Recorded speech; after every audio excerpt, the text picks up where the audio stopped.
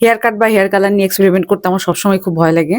তাই প্রায় ৪ বছর ধরে আমি একই হেয়ার কাটই দিচ্ছি। সেটা হলো ফ্রন্টে লেয়ার এবং ব্যাকে ডিপ ইউ না হলে নরমাল ইউ। তবে ইচ্ছা হলো একটু দেখি ডিফারেন্ট কিছু করা যায় কিনা, মানে লেয়ার নিয়ে কিছু একটা করা যায় কিনা।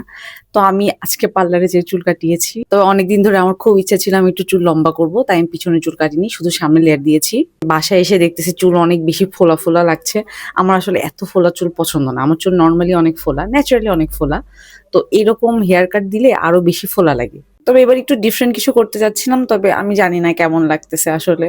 এমনিতে চুল সিংহের মতো ফোলা থাকে, এখন মনে হচ্ছে আরো বেশি ফোলা হয়ে গেছে। মানে মনে হচ্ছে পুরা চুনা লাগাই দিছি আমি নিজেকে। এজন্য আমি হেয়ার কাট নিয়ে এক্সপেরিমেন্ট করি না। আমার এক্সপেরিমেন্ট কখনোই ভালো হয় না। আমার লম্বা চুল খুব পছন্দ। তবে যে পরিমাণ মাথা ব্যথা করে, মাইগ্রেনের প্রবলেম হয় এবং আমার চুল মোটা আর ভারী হওয়ার কারণে সবসময় মাথাটা একটু ভারী, ভারী লাগে এবং চুল শুকাতেও অনেক সময় নেয়। আমার পুরোনো ভিডিওগুলো দেখে থাকলে খেয়াল করবেন, সেখানে সবগুলোই আমার চুল খুবই ছোট।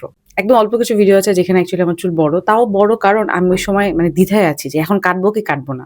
কি করব? মাথা ব্যথা সহ্য করব?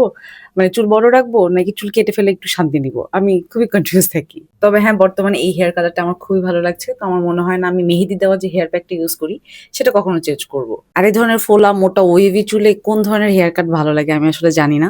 তো কেউ যদি এক্সপেরিমেন্ট করে থাকেন এবং খুব ভালো লাগে দেখতে, প্লিজ অবশ্যই আমাকে জানাবেন।